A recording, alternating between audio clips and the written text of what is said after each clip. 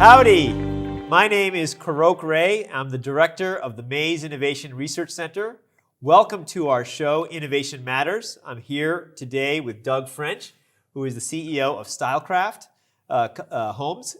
And today, let me give a little bit of background about what this show is. This is, to remind you, we are the Mays Innovation Research Center, which is an academic center at Texas A&M. We fund a lot of research around innovation. Our mission is to understand innovation, how it works, and why it happens. We host conferences, have this show. We host many events on campus, bring speakers to campus, as well as fund a lot of research. So we are here to understand innovation, and I would like to have a conversation with Doug today about innovation in the home building industry. So Doug, welcome. No, Croc, thank you so much for having me. So good to be with everybody here today. And, it's funny, when you first asked me, I'm like, innovation in home building, like, is there anything that are two opposite ends of the spectrum? But I promise we will definitely talk about some fun things to hear here today. But home building and innovation, we definitely been laggards in that. Yeah. But not to say that personally, and there's not some systems and some stuff we can talk about that we have been innovative in. Great, awesome. Looking forward to learning about that. So let me first start, Doug, by asking you a little bit about, bring us up to speed, where you grew up, your childhood, and then how you arrived at Texas A&M. Yeah. So I'm a Bryanite, born and raised in Bryan, College Station. My family's from here. We have deep roots. My grandmother on my dad's side owned French's schools here locally. So I still run into people around town all the time. So yeah, your grandmother changed my diaper, or your dad did, or something. So I always get a good kick out of that, and that's a lot of fun. But it was called French's Schools. In the early 80s, we sold out to KinderCare, and my father took that money and started a home building company. And at the time, he kind of did more of more custom home building. And I've lived here my whole entire life. I also have some entrepreneurial stuff on my mom's side as well. My great-great-grandfather owned a men's clothing store in downtown Bryan, back really in the Depression era. So the Depression actually is when he lost the company. But he had a men's clothing store back then.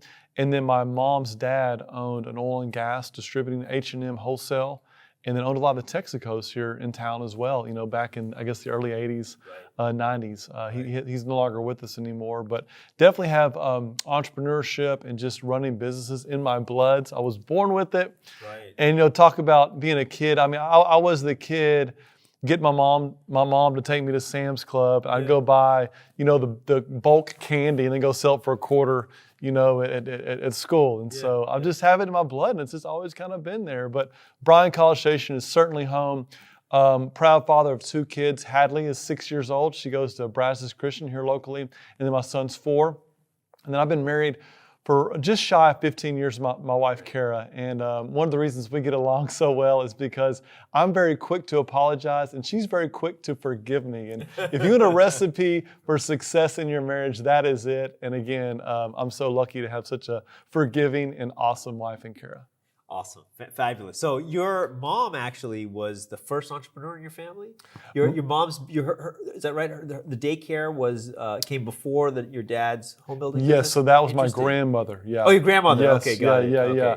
And she was an interesting personality, and how I would describe her, Croc, is she could turn nothing into something, which is a really good definition of entrepreneurship. And so she would do things like, her husband's name was Darwood, and that's my middle name. Darwood, they'd be driving down the street and say, Darwood, pull over.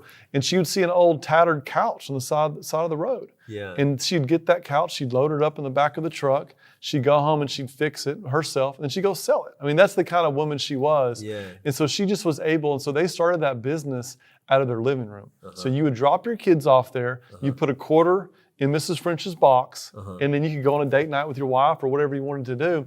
And they grew that business to 5 or 6 commercial daycares. Wow. And like I said, sold for a couple $1 million in the early 80s, which back then that was a lot of money. Oh yeah, absolutely. And just really did a good job. And my father was involved in that as he was going through school. And I think that's probably how he cut his teeth in management and business and all that good stuff. So definitely a cool story and some good history here in Bryan College Station. Great. Now let's turn to your time at A&M. What was that like? You majored in psychology. Yeah. Tell me, what was your experience at A&M? What was the most impactful during your time here? about the education, the students. For sure. Yeah. Yeah, and so to back up a little bit, I had an interesting high school career, and so I never had studied a day in my life before I got to college, and that wasn't because I didn't need to, just because I didn't have the. I was going through some personal issues. We'll probably hit on those later, but I had some really big struggles, and had a life-changing event happen to me when I was a senior in high school, turned my life around, and so I went to Blinn College for 3.5 years first. And again, I went to Blinn and I never studied a day in my life, and thank God for Blinn because it really helped me get my feet underneath me and learn how to study and how to be a student. Yeah. And then I came to A&M, and I was a undergraduate in psychology, and I minored in business. And the thing that was interesting, by the time I realized how much I loved business, I was so far into it that I really couldn't switch paths. Right. And so I continued with my psychology degree, and probably some of the things that I enjoyed the most. Number one, just again, learning a work ethic. And that's one thing I did. I don't consider myself the smartest person, but I'm going to outwork you. And I'm going to get in there, I'm going to study, and I'm going to hit it hard. I'm going to go and hang out at Evans Library for hours and hours and hours and get up early and study and really put in the work. And I think that's one thing that A&M taught me for sure. I had some really good professors. I really enjoyed psychology. I think just knowing how to deal with people and kind of what makes them tick was very, very important. And then also going over to Mays and taking all the business classes as a minor, it helped me realize like I really love business. And this wasn't something that I struggled, even like business law. Like I loved it. I loved business law. I loved accounting. I loved finance. And it wasn't necessarily one discipline that I liked. It was that I just liked all of it. And so again, it's kind of in my blood. It's something just naturally came to me. Okay, great. And now let's. You graduated from A&M. And what did you go straight into the family business at that point, or did you? I did not. I was working at a small nonprofit, SOS Ministries here local, through college, and so I took a full-time job with them for about 9 months. Then me and my wife got married, and we moved to Waco. So I went to graduate school at Baylor, got my MBA there. Focused primarily on finance. And then once I graduated from Baylor, I came back to kind of help my dad run the business.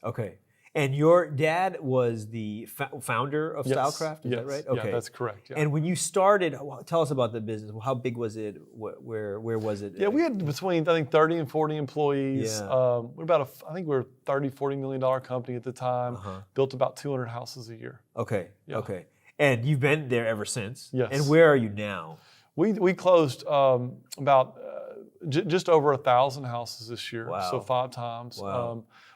Because of appreciation, our revenue, we're about almost just shy of $300 million in sales this last year, which was a milestone for us. Great. We've never been that much. We really grew last year over year, which was exciting. Great. 170 team members. And then we have some other business ventures that I'm involved in. I've owned a rental property company. We own and operate and manage about 150 rental properties, primarily here in Bryan College Station and then in Temple, Texas. And then I own another, it's actually a license agreement, but it's called Red Door Homes, where we do stuff like, let's say that grandma deeded you 10 acres and you wanted to go build a house in that 10 acres. We would go out there and actually build a house. It's called On Your Lot, build on your lot. Right. And so it's a build on your lot franchise called Red Door Homes. And so we do that as well. Oh, great. So it's fun, Wow. Definitely keeps me busy. That's you got a lot going on. So I want to ask, one thing I want to do is to help students make decisions, and we can backtrack. After Baylor, after your MBA, did you know you wanted for sure to go back into the family business, or were you thinking about other alternatives? How did you make that decision? Yeah, I mean, the job market was not great. I think I graduated in 2009, so the job market was pretty rocky at the time. I didn't want to go into the family business, but when I looked back at it and I started evaluating it, it was because I didn't want to be known as, my dad's name is Randy's son, the rest of my life. I started thinking, I'm like, that just isn't a very good reason to make a decision. Like, that sounds like pride and ego, and like, I need to get over that.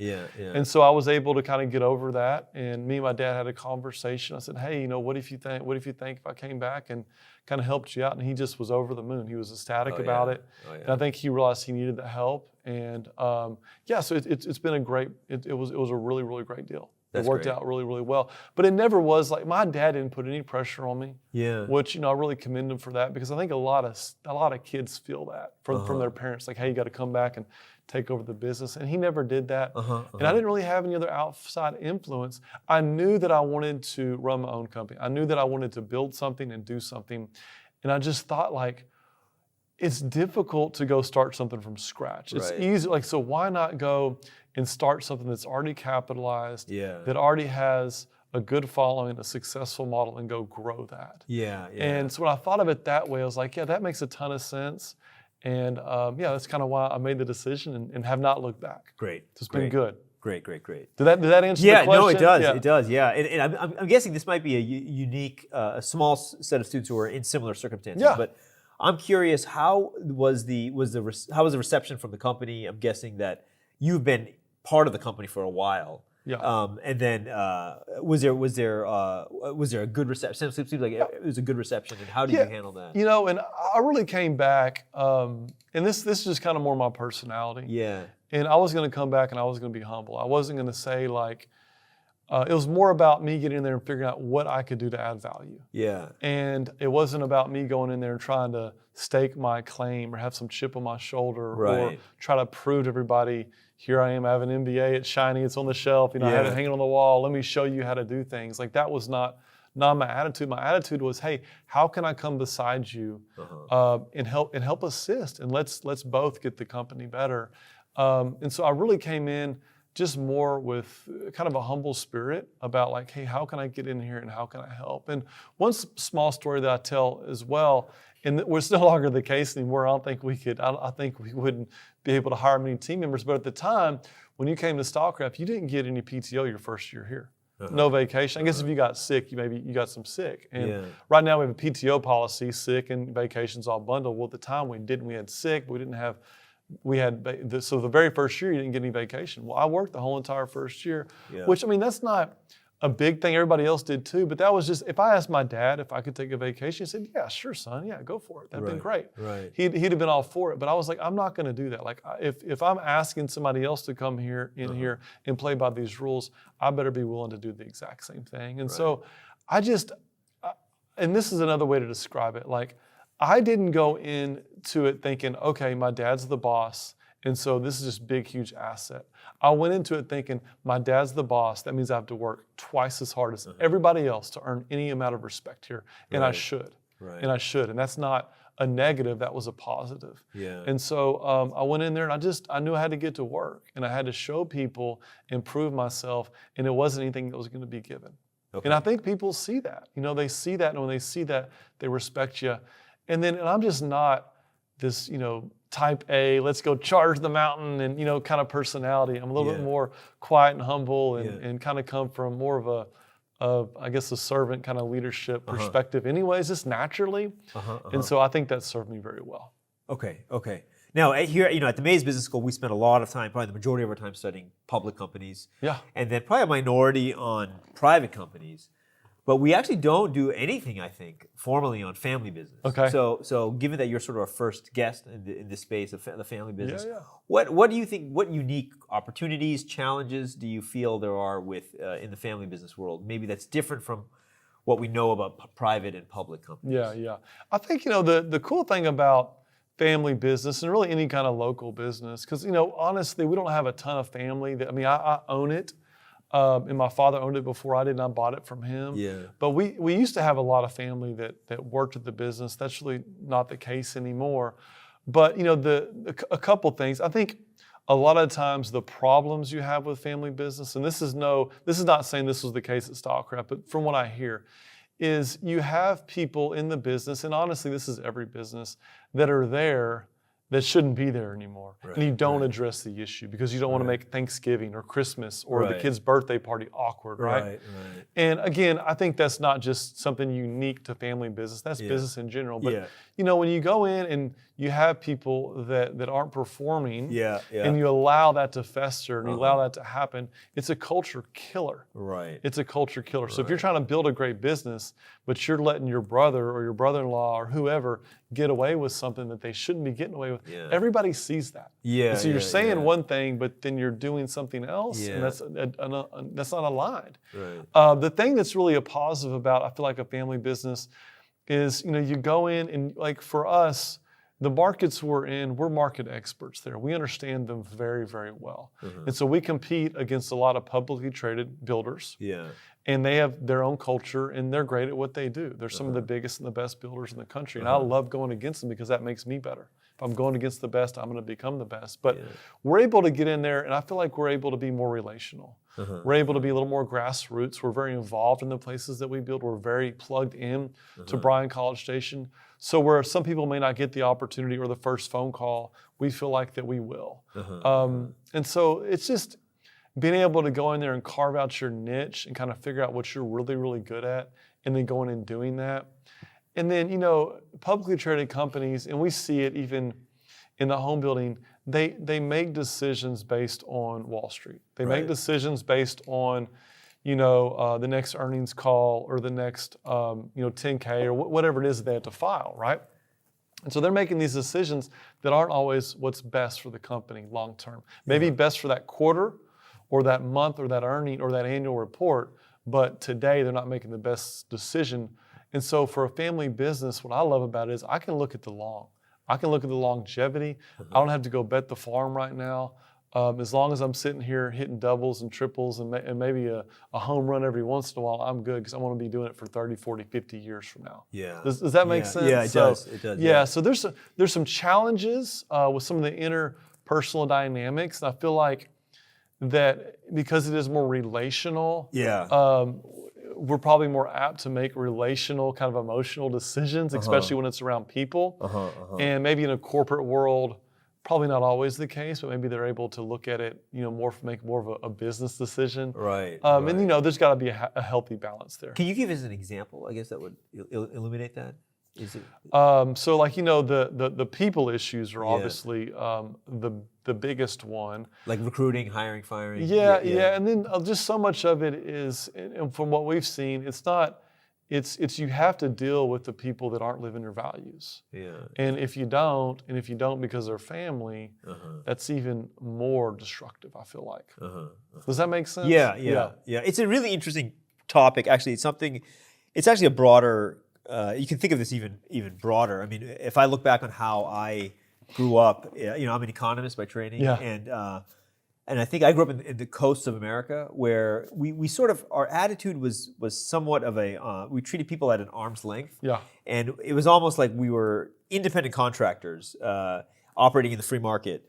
And one thing I liked about A&M, it had, as a community, it had more of a family culture and values. And one thing I've noticed at being here for 6 years is there are a lot of benefits of that. I mean, of you don't have to contract around everything. You can operate within a circle of trust where people's values are, their word is their bond, and you trust them, and there's a level of integrity that sometimes that's missing from other parts of our society across the country.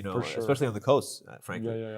So. And I would argue that it's easier to foster that in a small privately held or medium-sized privately held company than it is this big, huge company that's global or national or whatever, right? It's just, it's more difficult, I would think, to execute and to kind of foster that kind of environment or that culture.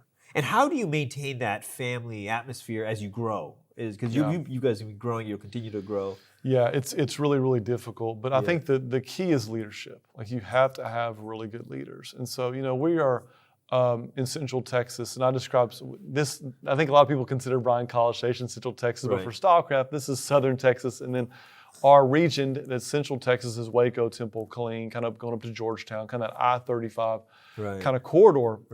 And half of our company is there. Yeah.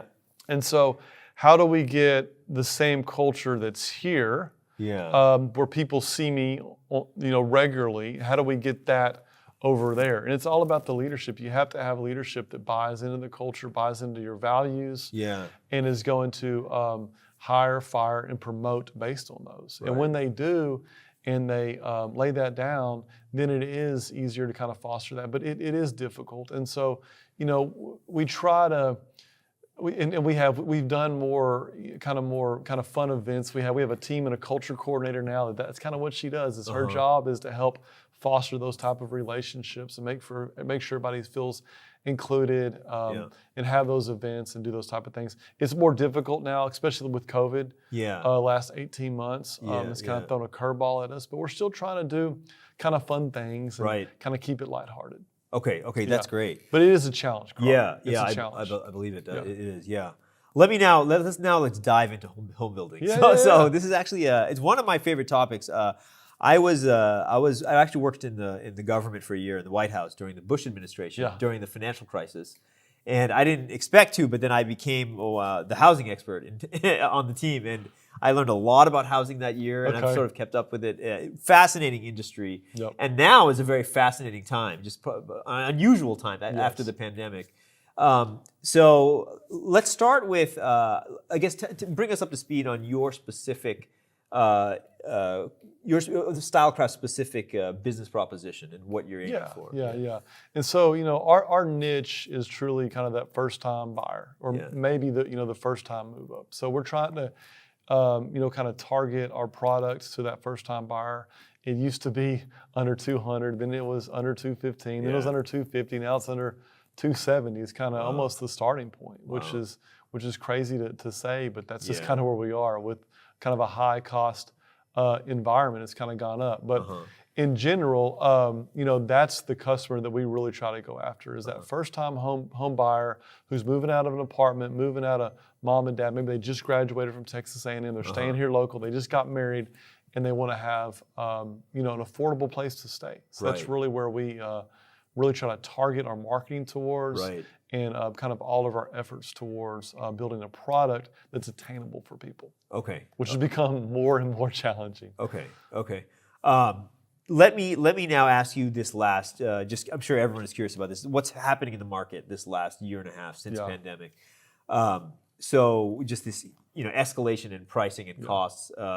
What has that meant for your business? It's been difficult to navigate, and quite honestly, it's been a little scary. And so what most builders did, and we were guilty of this as well, is we sold way too many houses Q4 of 2020. And then we had to go deliver those in Q1, Q2, Q3 of 2021. And we looked up really quickly and realized, at the pace we're selling houses, we cannot produce them quick. We cannot grow that quickly. And so because the supply chain, is that, or the labor shortages? It's all of the above. And just our systems. We sold, again, we were, I think, 750 houses in 2020. Then we closed 1,050 in 2021. So that's 30% increase. That's hard to do. It's hard to grow your company 30%, especially with all the challenges you were saying. If we had not turned off the sales pipeline, the requirement would have even been more. But we literally told our sales executives, hey, this is a great time to take a vacation. We're not going to sell anything for 6-8 weeks. Some communities we didn't sell things for 3 to 6 months. We had to really get our hands around it and get the houses started that we had already sold. And the big negative was, and I think we talked about this earlier, but as when we sign a contract, our revenue's locked in. Well, historically, these are fixed price contracts, they're fixed price contracts. And historically, we've always been able to project our costs really, really well. And historically, when we start a job, we issue a purchase order to the plumber, or to the lumber yard, or to the trim carpenter, or to the trim shop. They honor that purchase order. They tell us, hey, this trim package is going to cost $1,500. We issue the purchase order. We're not going to call for that to be delivered for 90 days from now, probably on the trim package. But now all of a sudden, their costs are going up. They're telling us, hey, we're not gonna do that job for $1,500 anymore. We need $2,200, or we need $1,800, or whatever it was. Well, that goes right. We're like, guys, you can't. We issued a purchase order, and they said, oh, well, force majeure. We can't do it. This is a pandemic. Oh, really? And the law's on their side, I guess. And even if it wasn't, what were we going to do? Go sue them. And it's a plumbing, you know, I mean, Yeah, you know, there's some very, very successful plumbers out there, but it's not, I mean, at the end of the day, we need them to do the job. Right. You know, it's kind of one of those things, well, yeah, I mean, you don't have to pay me that, but you're going to go find another plumber. And we're like, well, we can't do that. And I'm picking on plumbers, and honestly, they're ones that probably didn't do it to us. So it was really a lot of the suppliers that did. I see. Really had to go up. And it was difficult on everybody. I think everybody kind of navigated it as well as they could. But 2021, I think 2020 will be the year that like restaurants, maybe health professionals will always look back on. 2021 will be the year that the home building industry always looks back on and say, oh my gosh, that was crazy. Because, and I've taught, you know, I've been in the industry 10 to 15 years, but I've talked to people that have been in it for 30, 45 years. Like, look, I've never seen anything like this. This is crazy. I mean, the amount of sales activity that was out there and people wanting to buy a house and the cost inflations and how the inputs were just going so crazy and what lumber did. I mean, it went from, they priced it by 10,000 board feet, and it was at $400 at the start of the pandemic. Then it ballooned to 17.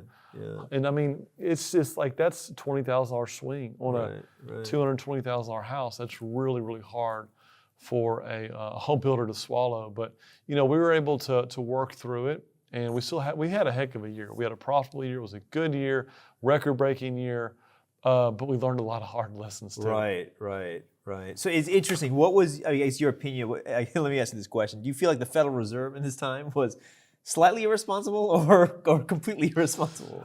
You know, a lot of that, and it's hindsight's always 2020, but you know, I'm looking at it, and a lot of it, it's so political and it's so much posturing. You know, and when they come out and say, oh, you know, inflation's transitionary, and they didn't say that 18 months ago or 12 months ago. They said that like 90 days ago or 4 months ago. And I'm like, guys, like if you think this is transitionary, like you need to come on one of our job sites. You need to come look at what we're experiencing out here on the front lines day to day. Like, and again, I just think it's so much posturing, and like they should have slowed it down a long time ago. They should have quit pumping all this money into the system, and they just didn't. And we've seen all the meme stock type stuff. All these people have this money now that they're starting to spend. I mean, you can't buy a Rolex watch. It's you go to David Gardner's here locally in College Station, and the Rolex watches they're all got. So it's not just houses. It's Rolex watches. I remember listening to somebody, and they said that what did their wife like? It was like some off-brand soda that they were like, you couldn't get that. It's just so the supply chains have been so stretched, and it's just been so crazy. So it's not just home building, and so it was everywhere. And yes, I do feel like, and again, I don't know what the government should have done. Hindsight's always 2020, but you know, just to act like it wasn't a problem, just to kind of keep on pumping money, probably looking back was not the right decision. And I think we're all paying for that right now. Yeah, that's right. I mean, I know affordability is a big part of your mission statement. What's your view of where we are now? I mean, this massive price increase, do you think this is like 2007, 2008, or are we in this new normal? With housing, where this could be now the new price level of housing. And I think it's going to be. I mean, the thing that has really helped us is interest rates have remained low. But talking about the Fed, I know they're going to start ticking those up, and they really need to. They need to slow things down. I mean, as a home builder, you wouldn't think I would say that, but at the end of the day, like I know what's happening right now is not sustainable. And like I said earlier, I'm not worried about this quarter or this year. I'm worried about the next 20, 30 years. So I want us to make some decisions that are good for the next 20, 30 years. And I think slowing things down right now is what's going to be good for our economy long term.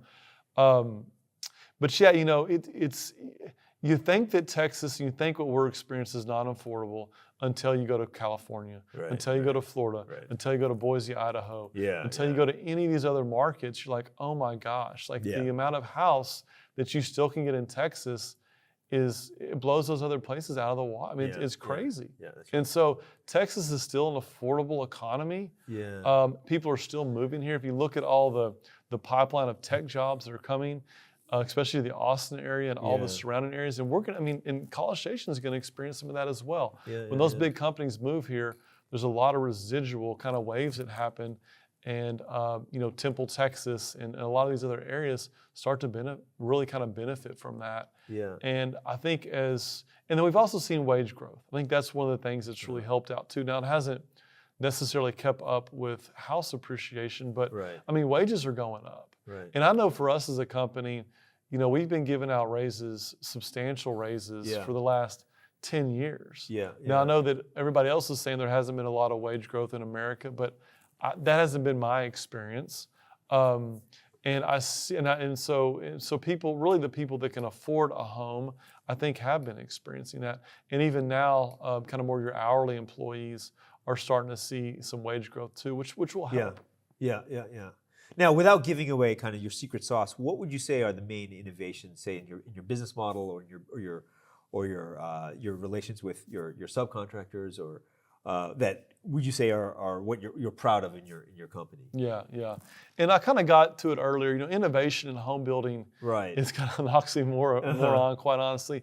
There have been some people that are looking at building houses and factories and building the components and then coming in. We do roof trusses and floor trusses, and so we've always incorporated a piece of that. I think the thing that we really try to do is we just try to be relational. Yeah. We try to be relational. We try to make sure that we plan things out well and we communicate well with people.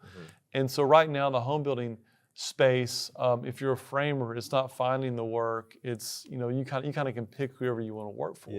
And so if you're not a really well-run company, you're not paying on time, and you don't have the material on site, you don't have the slab poured, and those guys aren't ready to go when they get there, then it's going to be really, really difficult to kind of attract and retain talent. The innovation, that I feel like we've done as a company is more process related. We have constantly, and that's one of our core values is we improve. We have 3: we care, we serve, we improve.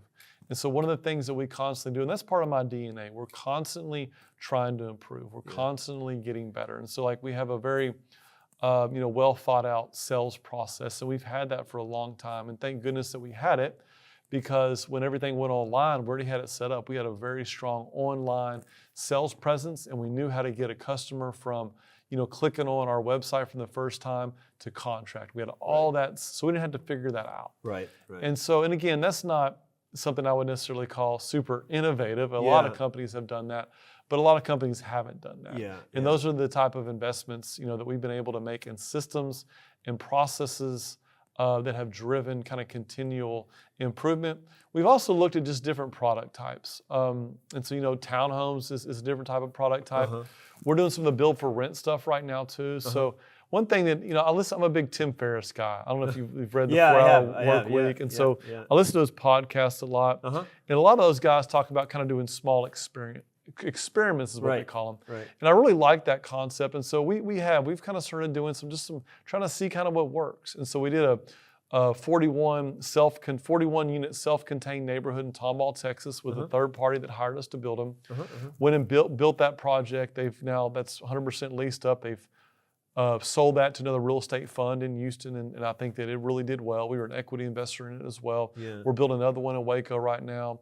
I'm also building, kind of communities of rental properties that are kind of self-contained in Temple, Texas, and some other areas in Bryan College Station as well.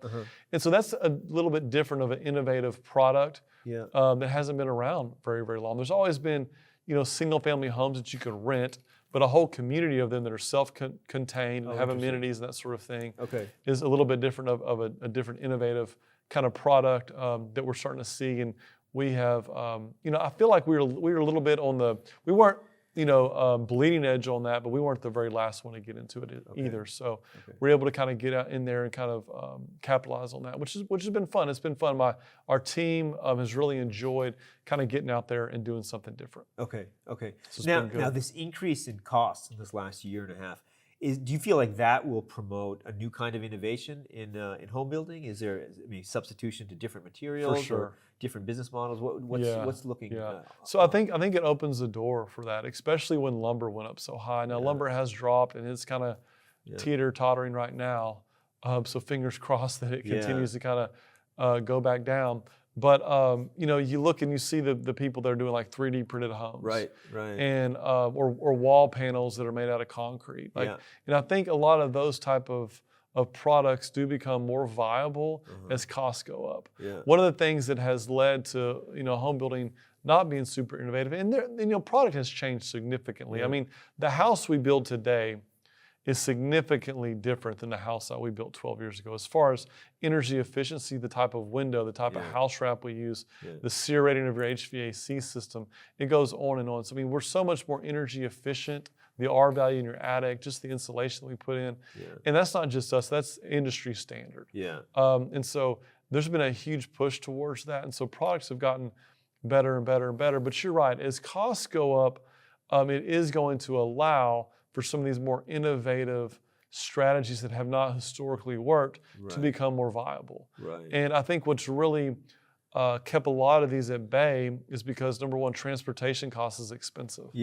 And so in order to go build a factory that's going to mass produce houses, in some countries, like I think it's Japan, majority of their homes are built in a factory and they're assembled on site. Well, modular, right? They're much more modular. And you know, and then you have people like Clayton Homes that are coming in, and they're a mobile home company, but they have the ability to build houses in their factories, and they have the infrastructure to do that, and they're buying you know, home building companies left and right, and they have been for the last 10 plus years.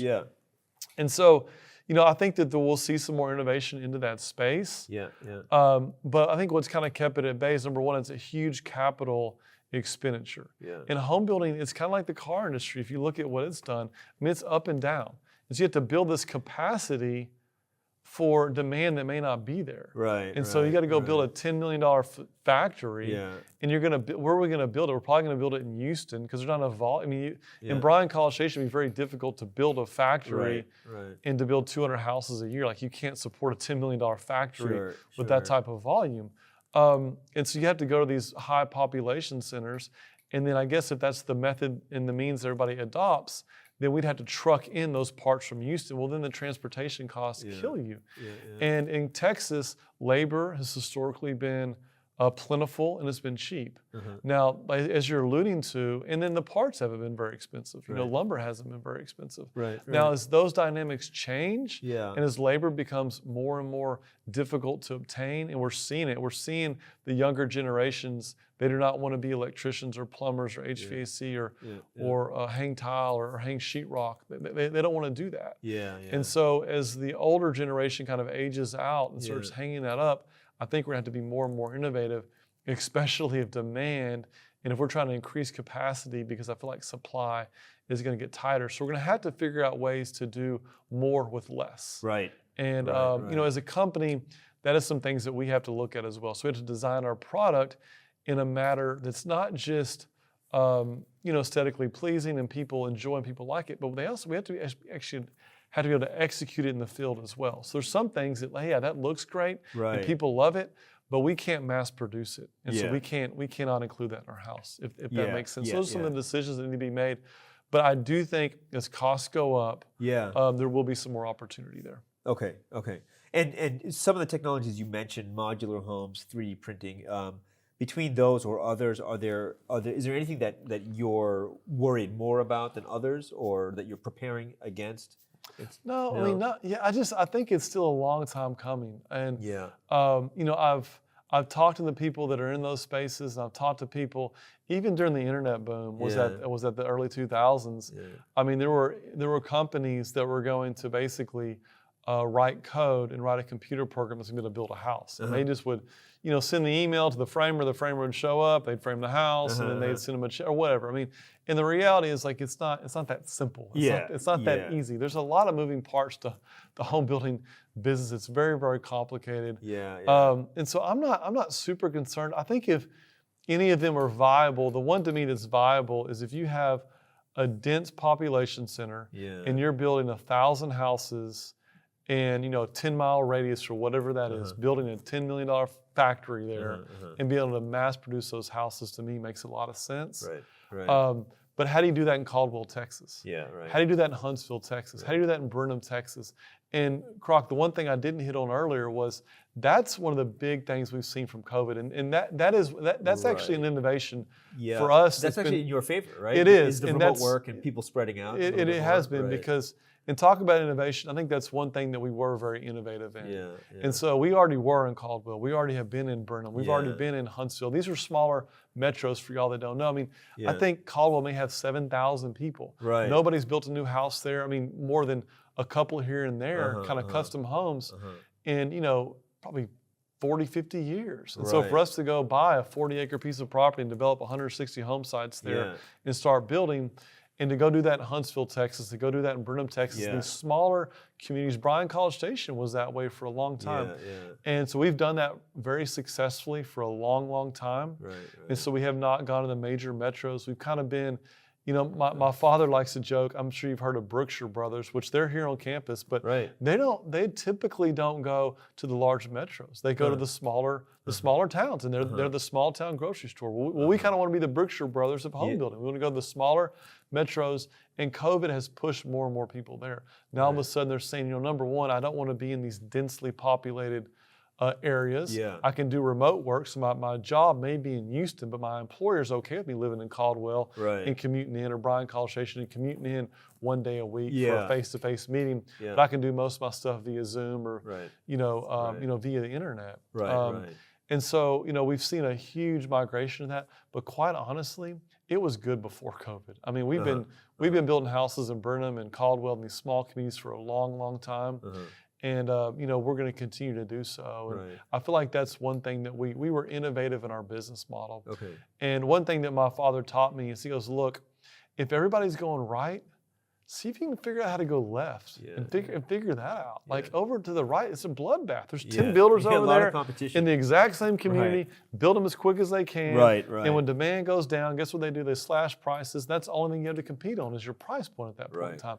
But if you go over here and you find that little niche, whatever that may be, and you do it really, really well, well, guess what? You're going to control your destiny. And typically the margin's a little bit better.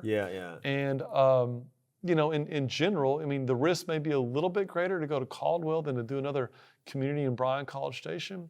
But I don't know. I mean, we were able to get that thing up and going. Caldwell was calling us, actively recruiting us to go down there. The property was very affordable. And so, it's interesting that there's these little niches out there that a lot of times the big boys won't go. But a smaller family-run company, talked about the advantage of being smaller. We're able to identify those, and we understand the markets. We know, what, Caldwell is a heck of a school district. We know people like that rural, small feel. Hey, we know that Rellis is moving out there. It's only 10 minutes from Rellis. So the town's growing that direction. The city's calling us, the county commissioner's calling us, the mayor's calling us. They all want us there. We know we can get the deal done. The property's sitting there.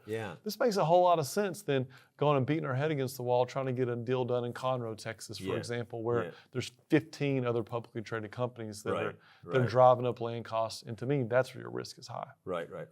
Okay. Go where there's less competition. For sure. So not sure that answered any of your questions. Oh, absolutely. I think I kind of rounded back to one of your original questions there. Now let me. I've talked to some students. We have a good relationship with our construction science department. Let's say you're talking to a student who wants to enter the home building industry or the construction industry. What advice would you give them, say, if they're deciding between residential versus commercial, and then on the residential side between like custom versus production? What tips or advice would you have for that student? I think it really depends upon your personality and your temperament. I mean, of course, commercial, you're dealing with a commercial client.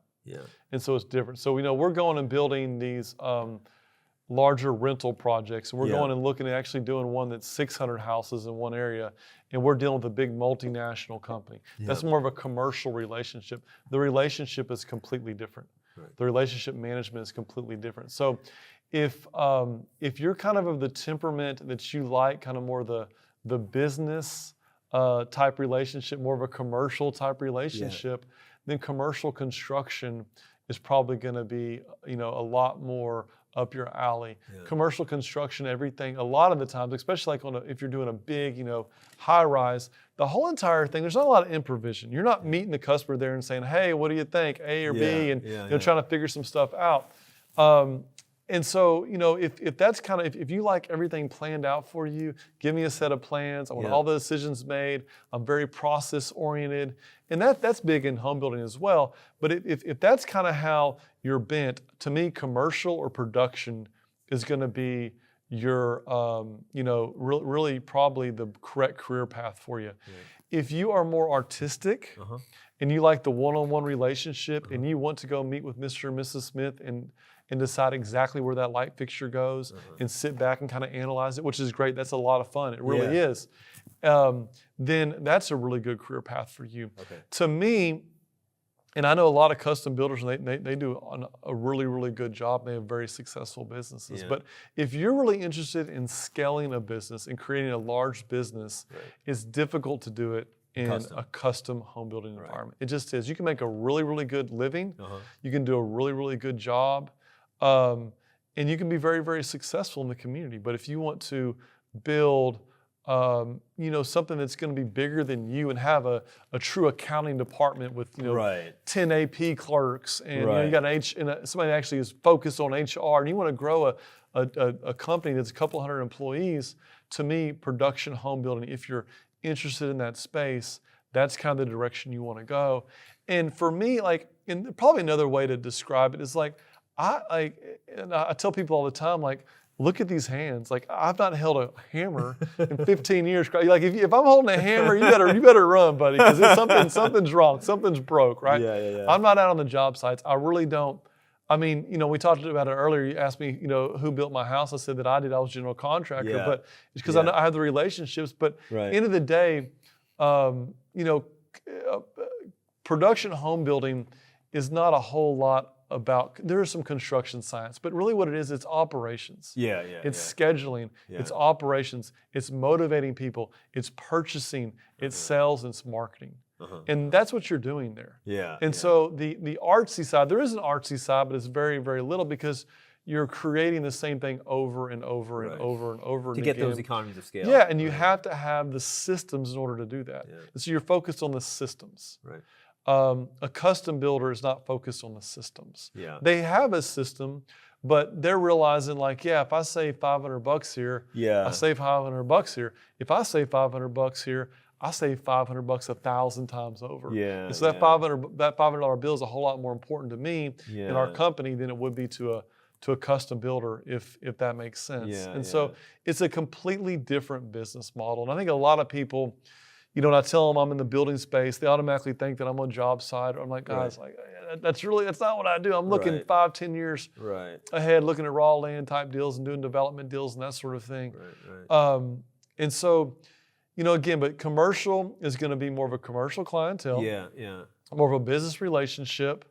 More, hey, the contract says this, and that's what we're going to do.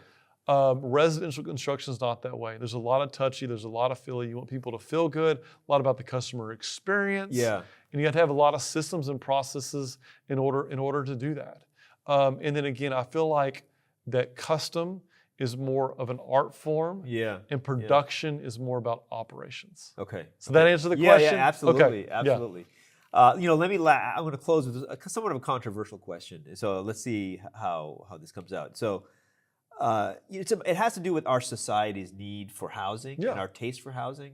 And I could say, based on your business model, you seem to be providing a product at scale for affordable housing for a large population of people versus maybe, say, custom or some luxury housing, which can be very expensive, and people can put a lot of money, especially on the coastal side of this country.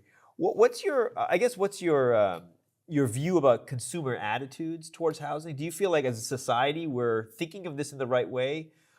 Should we really be thinking of housing as consumption, as something that like an art form, we should be putting a lot of money into our house, or should we have more of a functional approach? Like, this is just where we live. Let's just try to live efficiently and move on to other things with our time.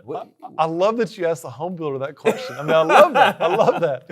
No, you bring up a really good point there, Croc. I mean, the reality is, if you have the money, to me, I spend a lot of time at home. A lot of time at home. I mean, most people do, right? And I mean, I'm not saying I'm not a homebody. I mean, I get out and stuff. I'm not saying that. But what I'm saying is, the majority of my time, if I had to map it all out, it's probably at work and it's at home.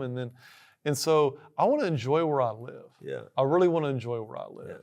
And so it's from a very practical standpoint. We probably should focus more on utility and making sure we get the most bang for our buck. And we build this highly dense. Near the urban core, so everybody can walk and we can cut down on consumption. But the reality, people don't want that. Yeah. I mean, some people do, but a lot of people don't. Yeah. And 10 years ago, we had this new, these downtowns are being revitalized. Yeah. Everybody wants to go to the urban core and live and walk and play and do all that. And it's great, and I love that. But the reality is when people have kids, what do? They move to the suburbs every time. Right. They want a yard and they want good schools. Yeah. And where are the good schools and where can you get a yard?